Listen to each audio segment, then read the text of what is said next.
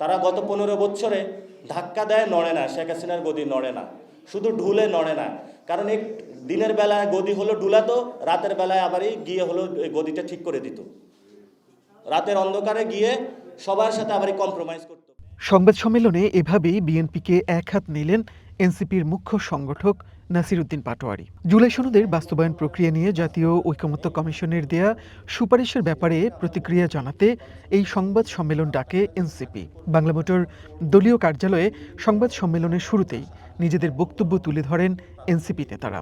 এ সময় নিরপেক্ষ অবস্থান থেকে কমিশন সুপারিশ দিয়েছে বলে ধন্যবাদ জানান তারা।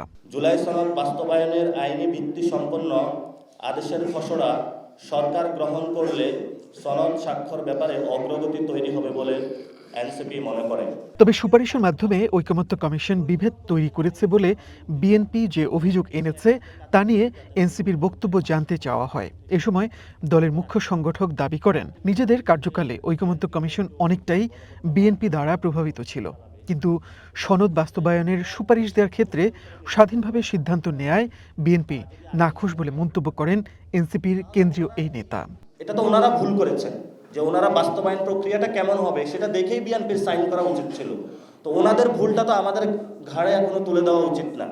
তো সেই জায়গা থেকে বিএনপির প্রতি আহ্বান থাকবে যে আপনারা নিজেদের ভুল অন্যদের উপরে চাপিয়ে দেওয়ার চেষ্টা করবেন না। আপনি সাইন করে ভুল করেছেন, আপনার দেখা উচিত ছিল যে বিলটা কি হয়।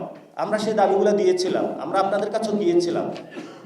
সো এই জন্য হলো, যদি দীর্ঘদিনের পুরাতন রাজনীতির দল বলে সব জানতা আপনাদেরকে মনে করুন, মাঝে মধ্যে খেলতে গিয়ে একটু ভুল করে ফেলেন। এখন এবার ভুল করে ফেলেছেন, এবার ভুলের কাফারা আপনারা আদায় করুন। এ সময় পাটোয়ারি অভিযোগ করে বলেন, রাতের অন্ধকারে বিএনপি নেতারা ফ্যাসিবাদের দোসর বিভিন্ন দূতাবাসে বৈঠক করছে।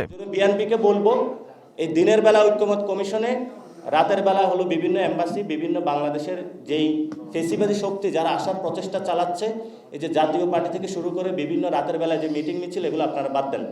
দিনের বেলা ঐকমত্য কমিশনের যেভাবে সময় দিয়েছেন, রাতের বেলা সংস্কারের জন্য সময় দেন, তাহলে এই ধরনের ভবিষ্যতে আপনারা ভুলও করবেন না, বাংলাদেশকে একটি সুন্দর জায়গায় আপনারা নিয়ে যেতে পারবেন।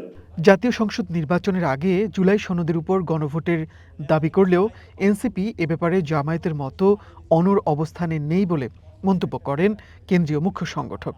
ইসি সক্ষম হলে জাতীয় নির্বাচনের সাথে গণভোট হতে পারে বলে মন্তব্য করেন নাসির উদ্দিন পাটোয়ারি।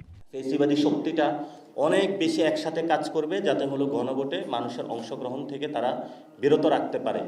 আরেকটি বিষয় রয়েছে যে এখানে বিএনপিও একটু গণভোটটা বানচাল করার জন্য প্রচেষ্টা চালাবে। এই সংবাদ সম্মেলনে নেতারা আরও জানান, জুলাই সনদ বাস্তবায়ন প্রক্রিয়া চূড়ান্ত হওয়ার পরই সনদে স্বাক্ষরের বিষয়ে সিদ্ধান্ত নেবে এনসিপি। ফলত ঐকমত্য কমিশন এখন যদি একটা ড্রাফট দেয়, সেখানে এই সুপারিশ মালাগুলা কিন্তু ড্রাফটে পরিবর্তন হতে পারে। সেজন্য আমাদের আইন মন্ত্রণালয়ের উপর কিন্তু আস্থাটা নেই আসিফ নজরুল স্যারের উপরে।